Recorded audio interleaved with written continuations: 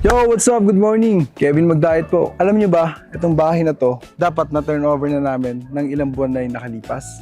Pero, na-delay po kami. Hindi lang po isa yung naging dahilan. Pero bago ko po sabihin yan, itong bahay po na nasa likod ko, meron po itong 72 square meter lot area. Then, ang kabuuan po ng floor area naman is 104 square meter.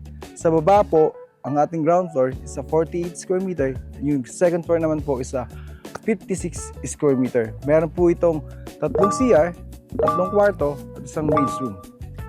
So ito yung mga naging problema namin. Sa project na to, halos 5 forma na yung hawak dito sa bahay na to bago namin matapos.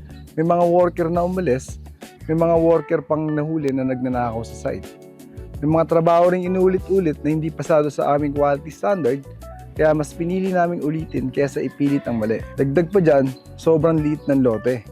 Wala kaming maayos na staging area para sa materials, hindi rin makapasok o hindi rin magkasya sa daanan natin yung 10-wheeler na dump truck or 10-wheeler na truck. So halos lahat ng delivery, mano-mano ang pagbubuhat at paglilipat papunta dito sa site na to. Lahat ng malilit na mga problema na yan, kapag pinagsama-sama, nagiging buwan ang idadagdag sa project. Kaya dito ko na-realize na ang construction hindi lang tungkol sa pagbuhos ng semento o pagtatayo ng pader. Ang pinakamahirap minsan ay mag-manage ng tao, logistic, quality, at mga problema na hindi mo naman kontrolado. Bilang contractor, hindi namin pinapangako na walang magiging problema. Pero ang mapapangako namin, hindi kami tatakbo sa problema.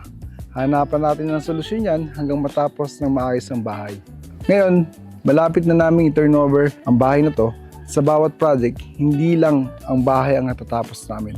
Mas nag-i-improve pa kami para sa mga susunod na project, hindi na maulit yung mga ganitong pangyari. Minsan, ang project na pinakamaraming naging problema, siya rin ang project na pinakamaraming ituturo sa iyo bilang contractor.